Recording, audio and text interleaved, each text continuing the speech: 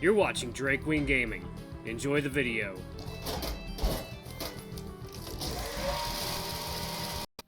Hey guys, Nary here from Drake Wing Gaming. Some of you know me on Twitter, The Gaming Dragon. Today I'm coming back at you another Let's Play episode of Heroes Advent. So, let's just go ahead and jump right back into it, guys. Please sit back and enjoy for the next 18 minutes. Let me entertain you, and let's jump right in. Alarm chain, you're up, and let's go. Alright. I believe it was this one.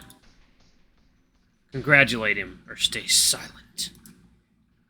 Finally, I found concrete proof to finalize my research. Those stupid old academic council members can pack their bags and scram. Congratulate him. Well, congratulations, Alex. That's good to hear. Good? This is more than good. My lifelong research is finally coming to fruition. One of my many lifelong projects, but you get the point. That said, there is one unaccounted for anomaly. The Magi trace that I've mentioned. It's nothing that I know about. So far, queries on the database yielded no correlations. I will have to look into it more. It's not behaving like ordinary Magi particles. I'm still unsure, but it might be something to do with your being transported here. Tell me in details on how you got here again, if you please. Alex said, opening his food box. He spent the lunch break enjoying the meal and explaining the story of your sudden arrival, all up to the point where Alyssa first found you lying in the middle of the forest. You both finished eating and talked about your world for some more. So, first things first. Physics in your world is fundamentally different from ours. Your people do not inherently have Magi and thus cannot do magic. That would explain your Magi count. Then the 0.01% of your Magi count could be residue from the spatial magic used to summon you here. As that Einstein guy you talked about back in your world stated, energy can't be created or destroyed, so it must have come from something. I must admit, he's got some pretty interesting theories and formula. I would love to speak to him in person. If only he was transported here instead. Well, he's already passed away a long time ago, so I don't think he would have come here either way. That's a damn shame. What about that Hawking guy, then? He's passed on as well, recently. The finest minds of science. How very unfortunate. Well, anyway, back to our topic. It's highly likely that you've arrived here as a target of a summoning. And you mentioned you've had nightmares even before you got here. Yeah, it's all quite the same. Something about a giant silhouette of someone always seemed to be looming over me and fleeting laughter, I think? I see. So whoever summoned you here must have been on the lookout for you before this event. And that rabbit woman, Max's friend. I've had my hunches, but I think I know what she is. I will need to meet with her directly to confirm my theory. She was the one to report traces of dimensional energy about you when you were found. There's no way a normal person could know something like that without proper equipment. Perhaps Max could arrange a meeting with her, or even invite her to come here. Excitement in his eyes suddenly turned into reluctance. Or maybe not. For now, I think studying you is good enough. You've given me enough information for now. I could use some assistance around the lab, but you're free to go back to your dorm if you wish. Help him. Oh, everything went up. Oh, okay. I don't mind staying to lend a hand. Thanks, I appreciate it, Cassian. For the first time, you spotted a genuine smile on the lynx's face. He must be quite pleased. You ended up staying around Alex's lab for a while. Despite your fatigue, you tried your best helping around with various tasks and even some of his experiments. He didn't seem to mind explaining to you how to operate some of his tools so as to assist him in bigger tasks. Other times, you would do the heavy lifting for him around the lab. You would occasionally sit down during breaks to chat a bit about your world. At some time in the evening, the lab door opened on its own as a weary Ray stepped in. Hey, Ray, welcome back! You stopped your tasks to greet the dragon, who only replied with a forced smile. Hey, guys! Oh, you're back. How did the gathering go? Alex asked, but he didn't reply, only placing the food boxes onto his desk, and the basket now full of crystal chunks onto a nearby counter. Something happened, didn't it?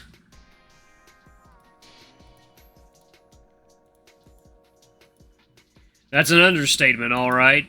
Mm-hmm, the lynx said with his usual cold tone, but you could see the concerned look in his eyes.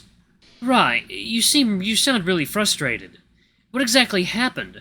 About 20 minutes ago, Max sent me a field report saying the tree is showing some odd behaviors. Oh yeah? What sort of odd behavior? The tree somehow temporarily lost its protective capabilities. Protective capabilities? Yeah, that's what the Akai tree is known for. It is a natural crystalline barrier that wards off nether creatures. It's also what inspired the Guardian Crystal's construction for our city. Alex filled you in while the dragon looked strangely bereft. Did he say anything else? No, not really. Why is that? Do you know something that he doesn't? Nope, nothing like that. It's just, it's nothing important. Alright. Listen, if there's no urgent tasks that need my help, I'll be on my way. Leaving already? What are you going to do, Rai? Oh, I don't know. Probably go for a stroll in the city. Well, sure. Suit yourself. Just, if you do see Festin, tell him to help with Cassian's registration onto the system. That's going to be one hell of a paperwork that I simply have no time for. Yeah, I gotcha. I'll let him know if I see him. The dragon was quick to leave again while the lynx went back to work as if nothing happened. You could tell Alex seemed a bit disappointed. He wanted to ask about this matter out of curiosity, but the lynx didn't really converse a lot after what just happened. Not long after Ray left, the lynx thanked you for your help and dismissed you from his lab. You took your dinner box and went back to your dorm. You took a shower and decided to call it a day after eating up your meal, which was some sort of noodle stir-fry that you couldn't recognize, but it was quite alright. Despite what happened, you had a rather fine day at Alex's lab, working with him, and had turned out to be quite pleasant, as you felt a lot stronger and smarter after the session. Though you couldn't shake the weird feeling that when you looked at the dragon, who seemed to be sad, angry, worried, and disappointed at the same time. You only hoped he would soon be alright after whatever happened during that errand trip. You let out a long sigh as you crashed against the bed. Alex wanted you back at the lab tomorrow, saying he wanted you to help test something out. You closed your eyes and fell asleep a moment later. Oop. Beep, beep, beep. You awake to the sound of the alarm. Usually you'd laze around in bed for a moment, but this time you'd rather not keep Alex waiting. You quickly prepared yourself and went down for breakfast at the tavern. On your way to the lab afterwards, you find Max and Ray seemingly bickering about something. You slowly approach to try and see what the commotion was all about. For the 100th time, it's not possible that such a thing happened without any concrete reason, Rai. You must have triggered something abnormal or dislodged the wrong crystal. And for the trillionth time, it ain't my fucking fault. Who's the one with the vision, huh? I do, and I can say with confidence that I did nothing wrong there. Yeah, you do have the vision, Rai, and that's all the more reason for the suspicion to be on you. How could you be so sure if your vision wasn't working properly? It was working fine! You see the dragon's nostrils flaring visibly. Come on, you fucking know me better than that, Max! How dare you say that?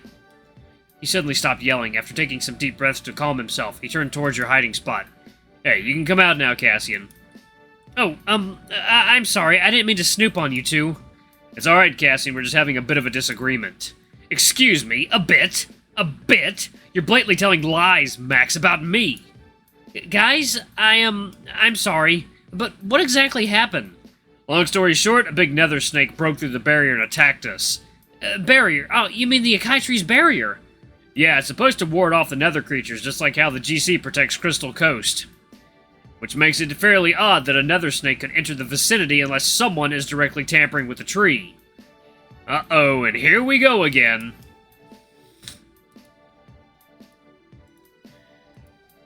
What? I'm not suggesting it was you specifically. This is merely a hypothesis. The nether beast couldn't have just waltzed in if the shield was still working properly.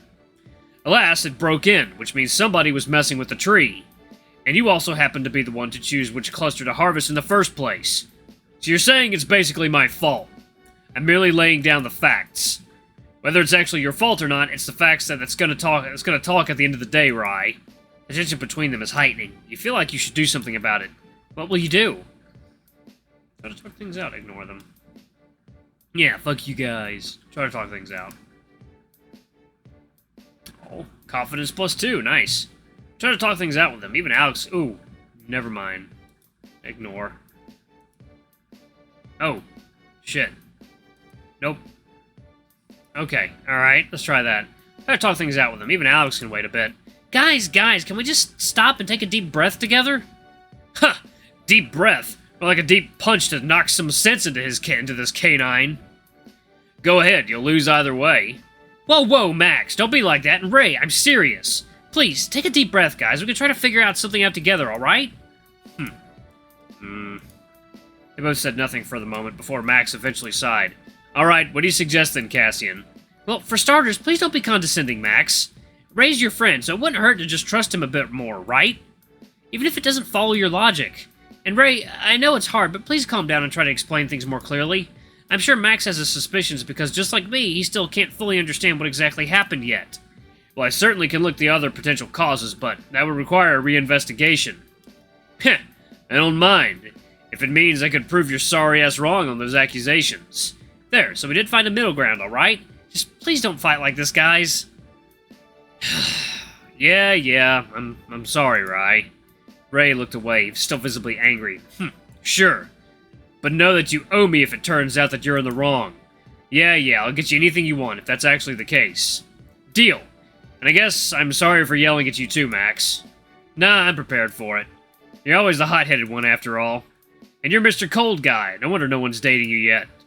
You just spit those facts about their lives right at their fucking face.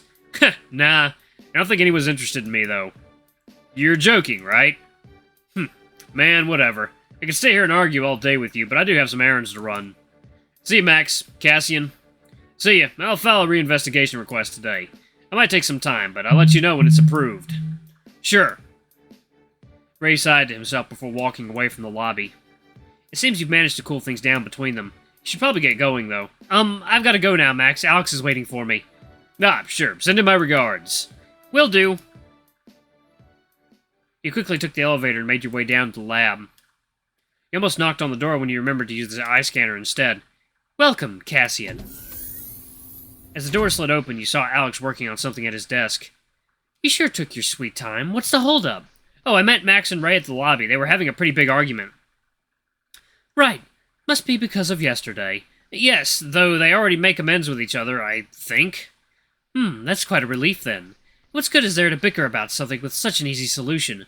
A simple revisit should clarify everything. Yeah, they actually agreed to reinvestigate the tree. Oh, really? That's actually good news for once.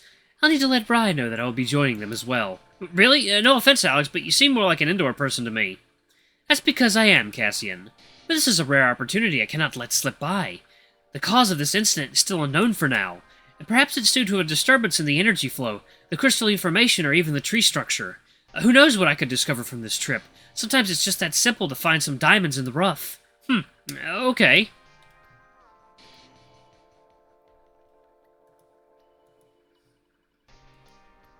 So what can I help today? Well, I'm doing something with the crystals taken from the Akai tree. Festin was to be here to assist, but he's busy with paperwork for now. He'll be here with our lunch later on. He headed towards his desk to get a better view of what he's making. I don't understand what you're trying to make here. Well, the Akai crystal is well known for being quite the different cut from those mined at Aegis. They have this unique property that allows energy to flow both ways, and with the right cut and refinement, they can even convert elemental energies. Usually, to make a crystal engine, people have to use complex machinery to convert energy or form a two-way energy flow. With the Akai variant, we can achieve that easily, thus reducing the size needed for such a machine to operate, making it portable. No, kitty, don't come over here. And you're making a portable communication device. I believe I've acquired the suitable framework, though it still requires a lot of energy and crystals, and I have yet to figure out an optimal configuration for this. Oh, I thought there's already something like that here. I mean, I used to have something like that, but the battery already ran out, so I just keep it with me as a memento. What did you just say? About what? About you having some kind of a portable communication device. Yeah, I used to have it. Now it's just sitting in my room, dead. Alex's eyes suddenly widened as he stared at you. You have such a thing? Why didn't you tell me sooner? Go fetch it for me, post-haste. Whoa, slow down, Alex. What are you talking about? Just go, come on, clock's ticking. Okay. Needy kitty. You quickly exited the lab and ran straight back to your room. It didn't take long for you to find the phone among the stuff you packed before leaving Alyssa's house. Sorry, guys, I'm a little tired. It's late. You gave it a once-over. Aside from the few scratches on the cover and screen, it was still in pretty good shape. It was something you could afford with your allowance, so it wasn't one of those latest models everyone in college had. Excuse me. For what it's worth, it served you quite well for the few weeks before you ended up in this world. Oh, excuse me. You flipped it a couple times and reminiscing about your past before shoving it back into your pocket and dashing back down to the lab. You found Alex talking to somebody familiar when you arrived. Oh, yes, I know, but... Oh, you're back, finally. Here, meet Festin, my assistant. He gestured at the anthro mouse next to him. So this is the assistant Alex shooed out of his lab the other day. You always thought the Lynx was the shortest of the bunch, but Festin was even shorter, judging by what seemed to be a portable stepping stool he was perched on. Name is Festin, kind sir.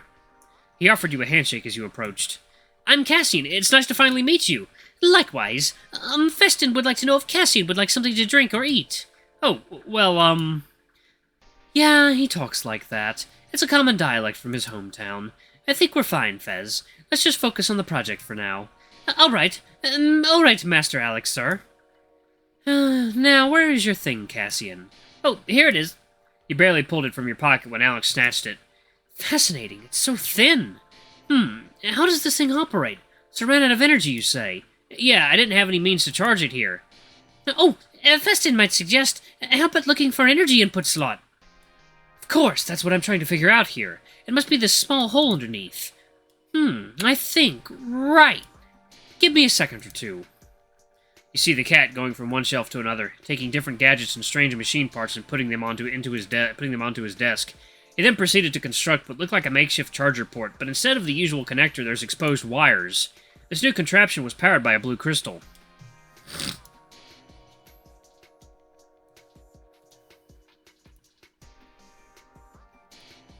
Alex fiddled with the wire, probably testing it for any sign of electricity before sticking it into the power socket.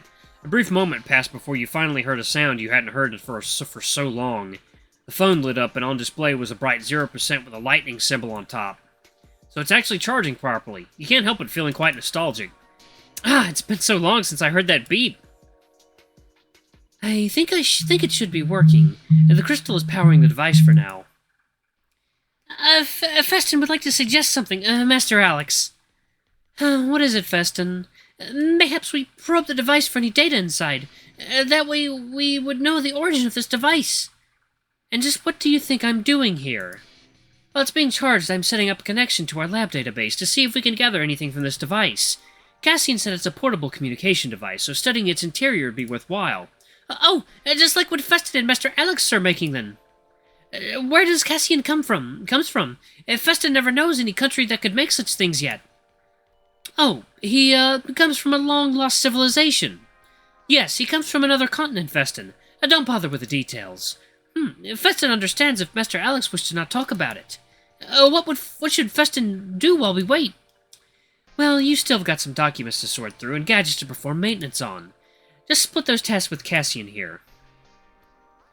All right, come, Cassian. What would you like to help Festin with? Festin maintain the gadgets, yes. I'll help with the gadgets. Oh, good. Then Festin will have to lift those heavy gadgets. Cassian can do maintenance on those gadgets on that shelf. He points to the shelf next to you. All right. What should I do to them exactly? Cassian, take one. Then polish it clean with a cloth there. All right, guys, I'm gonna pause it right there. Ooh, I am a tired dragon. Alright guys, thank you so much for watching. Don't forget to like, comment, subscribe, ring that notification bell, leave a super thanks or a tip if you can, it always helps. Until the next video, I love you all. I'll see you next time. Bye-bye!